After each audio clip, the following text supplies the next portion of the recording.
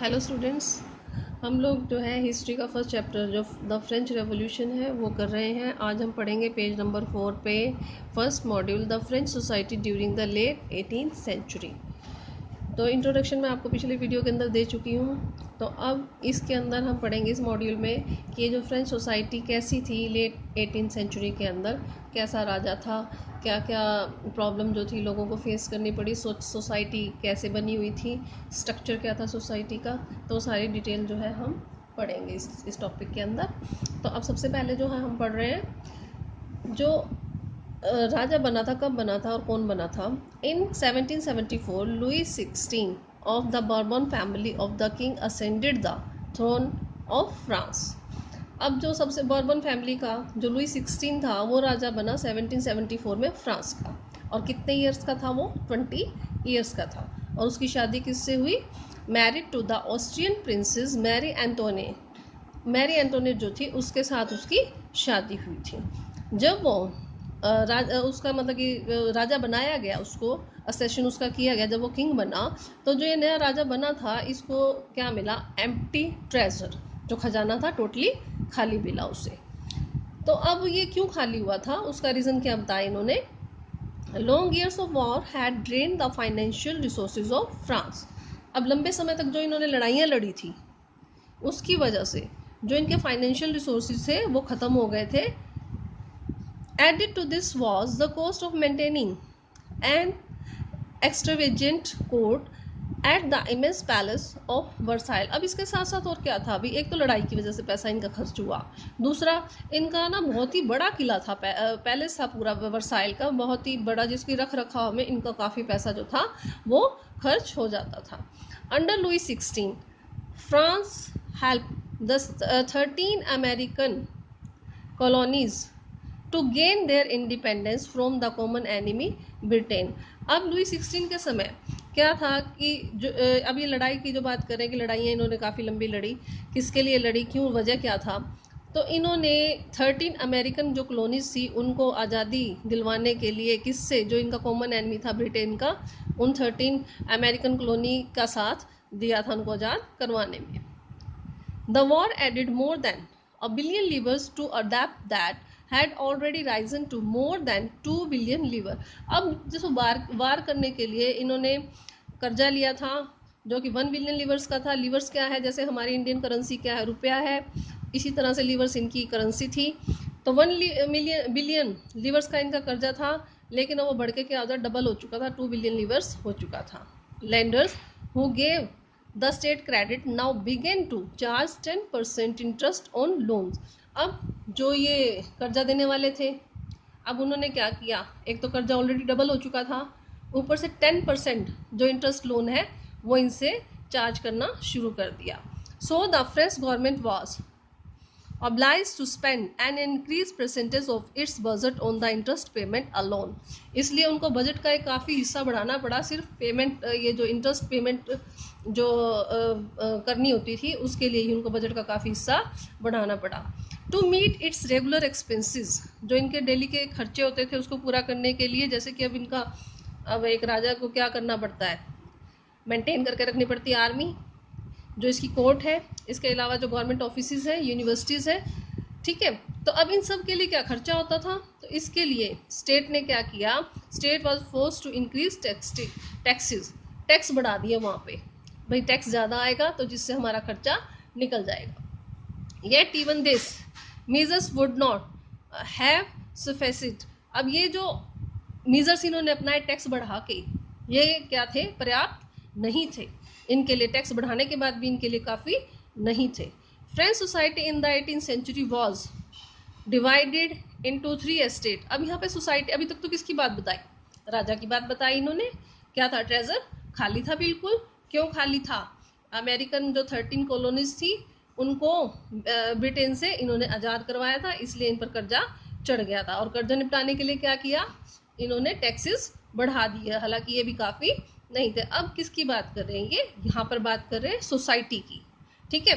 जो French society थी वो 18th सेंचुरी के अंदर 3 एस्टेट्स के अंदर डिवाइड थी, और सिर्फ जो मेंबर्स है थर्ड एस्टेट की वही टैक्स पे करते थे। अब सोसाइटी का स्ट्रक्चर समझने के लिए आपको साइड में एक फिगर दिया गया है, इसको समझना बहुत ही ज़रूरी है। इसको समझोगे तो आपको सोसाइटी किस प्रकार की थी वो आपको सारा समझ में आ जाएगा। सबसे पहले देखो, सोसाइटी सिंपल सी बात है, जो उस समय की फ्रेंच सोसाइटी थी 3 एस्टेट्स में डिवाइड थी।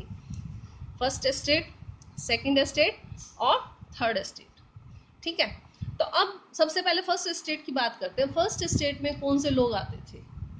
फर्स्ट एस्टेट्स में आते थे क्लर्जी। ठीक है, क्लर्जी कौन होते थे? जो पादरी लोग होते थे, चर्च और पादरी लोग जो होते थे, चर्च वगैरह सब इसी में ही क्लर्जी उसमें आते थे। अब सेकंड में नोबिलिटी। नोबल पीपल कौन होते थे? राजा, राजा के रिश्तेदार वगैरह। ठीक है, वो सारे जो रिच फैमिलीज होती थी इसके साथ में, किंग के साथ जुड़ी हुई, वो सब किस में आते थे? नोबिलिटी में। तो फर्स्ट एस्टेट का आपको क्लियर हो गया, सेकंड का क्लियर हो गया। फर्स्ट में आते थे चर्च और पादरी वर्ग, और सेकंड में कौन आते थे? नोबल पीपल्स मीन्स किंग और उसकी फैमिली से जुड़े लोग। ठीक है, और अब आई थर्ड एस्टेट की टर्न। अब जो थर्ड एस्टेट थी उसको भी आगे 3 भागों में डिवाइड किया गया।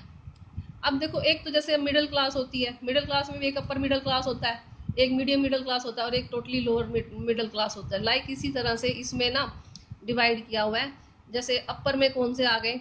Big businessman, merchants, court officials, lawyers, ये आते थे फर्स्ट रैंक में, थर्ड एस्टेट की फर्स्ट रैंक में।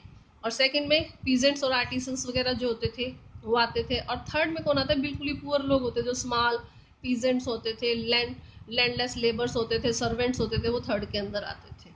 ठीक है, तो अब जो क्लर्जी होते थे वो तो कहते थे भाई हम तो भगवान ही है एक किस्म से, तो भगवान तो ना कोई काम करता है और ना कोई टैक्स पे करता है, तो ये लोग टैक्स कोई भी पे नहीं करते थे। सेकंड में किंग और उसकी फैमिली या उसके जो बाकी लोग हैं, कुलीन वर्ग जो होता था।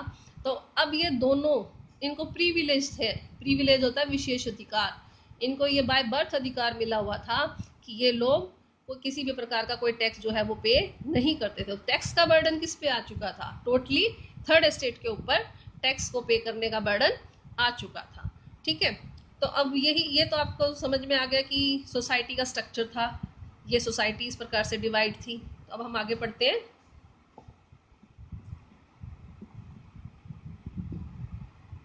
The society of estate was the part of feudal system that dated back to the middle ages. जब मिडल एज से ये जो सोसाइटी थी फ्यूडल सिस्टम का हिस्सा थी। द टर्म ओल्ड्रिज्म, जो ये टर्म ओल्ड्रिज्म बार बार रिपीट होगी, ओल्ड्रिज्म जब भी वर्ड आएगा तो इसका मीनिंग क्या है, किस लिए यूज किया गया इस ओल्ड्रिज्म को?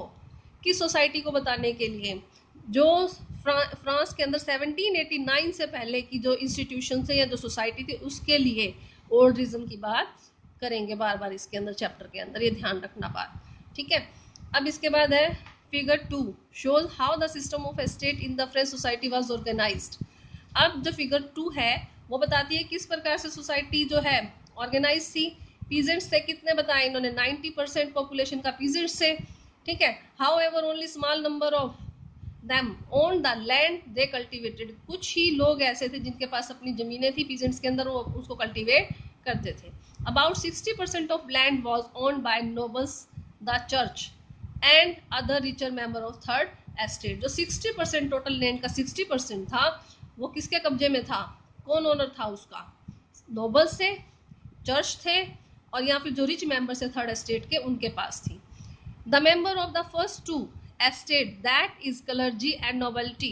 जो पहली दो एस्टेट देखो, जो यहाँ पे पिक्चर में मैंने बताई है आपको, जो दो एस्टेट्स थी क्लर्जी और nobility, enjoyed certain privileges by birth. इनको जन्म से ही विशेष अधिकार मिले हुए थे। द मोस्ट इम्पॉर्टेंट, अब मोस्ट इम्पॉर्टेंट कौन सा इनको राइट मिला हुआ था? These was exemption from paying taxes to the state. पहले मैं आपको बता चुकी हूँ यहाँ पे कि ये दोनों एस्टेट टैक्स नहीं देती थी, इनको एग्जम्पशन मिला हुआ था। The noble further enjoyed feudal privilege. जो नोबल थे वो फ्यूडल जो प्रिविलेजेस थे, विशेष अधिकार थे, इनको सामंती विशेष अधिकार जो थे जमीन से रिलेटेड वो भी इंजॉय करते थे। These included feudal due which they extracted from the peasants. अब ये जितना भी जो टैक्सेस वगैरह होता पीजेंट से एक्सट्रैक्ट करते थे। Peasants were obliged to render services to the lord. अब जो पीजेंट्स है उनको जब भी जो इनके मालिक होते थे, लॉर्ड होते थे, उनको अपनी सर्विसेज जो थी देनी पड़ती थी, जैसे कि उनके घरों में काम करना पड़ता था, खेतों पर काम करना पड़ता था, या आर्मी के तौर पर काम करना पड़ता था, या फिर इन पीजेंट्स को रोड वगैरह बनानी होती थी तब भी काम करना पड़ता था। अब इसके बाद आ गई चर्च की बारी। अब एक टैक्स है, ये कई बार क्वेश्चन पूछ लेते हैं 1 1 मार्क के आपके, टाइथ क्या था या टैली क्या थी। तो चर्च जो टैक्स लेता था, अब चर्च ने भी टैक्स लगा रखे थे, ये भी टैक्स लेता था पीजेंट से, तो उसका क्या नाम था? टाइथ। ठीक है, ये याद रखना है, 1 मार्क का क्वेश्चन कई बार पूछ लिया जाता है, तो आपको याद रखना है कि चर्च के द्वारा कौन सा टैक्स लिया जाता था पीजेंट से? टाइथ। और जो all members of the third estate had to pay the tax state. अब थर्ड एस्टेट के जो मेंबर थे सभी, उन्हें स्टेट को एक टैक्स और पे करना पड़ता था। उस टैक्स का क्या नाम था जो स्टेट को ये पे करते थे? Direct tax, tally. उसे क्या कहा गया यहाँ पर? टैली कहा गया। जो चर्च लेता था वो टाइथ, और जो ये लोग स्टेट को डायरेक्टली पे करते थे वो डायरेक्ट टैक्स था, जिसे क्या कहा गया है? Taille. And a number of indirect taxes. अब इसके अलावा जो बहुत सारे इनडायरेक्ट टैक्सेस थे which were levied on articles of everyday consumption, जो कि डेली यूज की चीज़ों पर इनसे वसूले जाते थे, जैसे साल्ट पे, तंबाकू पे। ठीक है, तो ये इनडायरेक्ट टैक्स भी थे। टाइथ, डायरेक्ट टैक्स और इनडायरेक्ट टैक्स, तो ये 3 तरह के टैक्स जो थे ये पे थर्ड एस्टेट करती थी। The burden of financing activities of the state through taxes was borne by the third estate alone. जो भी फाइनेंसिंग एक्टिविटीज होती थी उनका टोटली बर्डन कौन उठाता था? ये थर्ड एस्टेट ही टैक्स पे कर करके उसका बर्डन उठाती थी। ठीक है, तो अब हम चलते हैं पेज नंबर 5 पर। अब यहाँ पे आपको एक पिक्चर दिखाई जा रही है।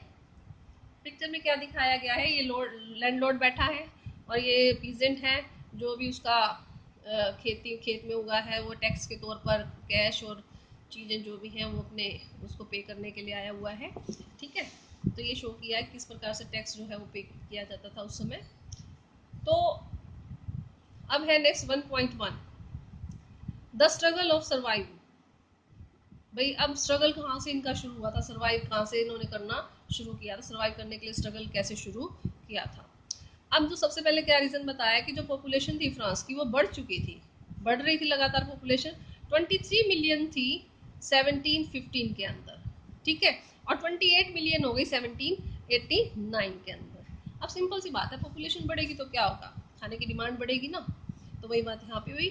This led to the rapid increase in the demand for food grain. Food grain की, अनाज की जो डिमांड थी वो बढ़ गई। Production of grain could not keep pace with the demand. अब जो प्रोडक्शन होता था गेहूं का वो उतना नहीं हो पाता था जितना की डिमांड थी, उस तेजी से नहीं हो पाता था। So the price of bread, अब इसलिए जो कीमतें थी ब्रेड की, ब्रेड क्या थी? स्टेपल डाइट थी, मतलब डेली खाने के, जैसे हम रोटी खाते हैं ना, इसी तरह स्टेपल डाइट थी उनकी, मेजोरिटी जो थी वो खाती थी। अब ये जो प्राइस थी क्या थी? कीमतें बढ़ रही थी उस ब्रेड की। Most workers were employed as labours in workshops. ज़्यादातर जो लेबर के तौर पर वर्कशॉप्स के अंदर जो है लेबर को एम्प्लॉय किया हुआ होता था ना, उसका क्या किया होता था उन्होंने? वेजेस, जितना पैसा देना वो फिक्स किया होता था। लेकिन अब जो वेजेस थे वो भी बढ़ नहीं रहे थे जिस हिसाब से कीमतें बढ़ रही थी। अब कीमतें तो बढ़ रही हैं लेकिन उनकी सैलरीज नहीं बढ़ रही थी। So the gap between the poor and the rich widen. अब इससे क्या हुआ? रिच और पुअर लोगों के बीच में जो गैप था वो और ज़्यादा बढ़ता चला गया। थिंग्स बिकम वर्स, जो चीज़ें थी और ज़्यादा बदतर होती चली गई। When never drought and hail reduce the harvest, जब सूखे की वजह से या हेल तूफान वगैरह ओलों की वजह से जब हार्वेस्ट वगैरह जो थी ख़त्म हो जाती थी, उससे और ज़्यादा, क्योंकि अनाज ही नहीं हो रहा था तो और ज़्यादा स्थिति खराब हो जाती थी। ठीक है, this led to subsistence crisis. अब इसे सब्सिडेंस क्राइसिस क्या होता है? ऐसी सिचुएशन जिसके अंदर अपना खर्चा चलाने में बहुत ज़्यादा दिक्कत हो जाए। Sometime that occurred frequently in France during the Oldrism। अब यहाँ पे लास्ट पेज पे हमने पेज नंबर 4 पे ओल्ड्रिज्म कहा है। क्या था ओल्ड्रिज्म? 1789 से पहले किया, जो फ्रांस था, सोसाइटी थी, इंस्टीट्यूशन से उनके लिए यूज़ किया है। तो इस तरह की समस्याएं कहाँ पर आ रही थी? ओल्ड्रिज्म के अंदर बहुत सारी समस्याएं आ रही थी। ठीक है, तो ये तो थी आपका फर्स्ट मॉड्यूल का, आज इतना ही करेंगे हम, बाकी कल करेंगे। तो यहाँ तक किसी की कोई प्रॉब्लम हो तो मुझसे डिस्कस कर लेना। Thank you.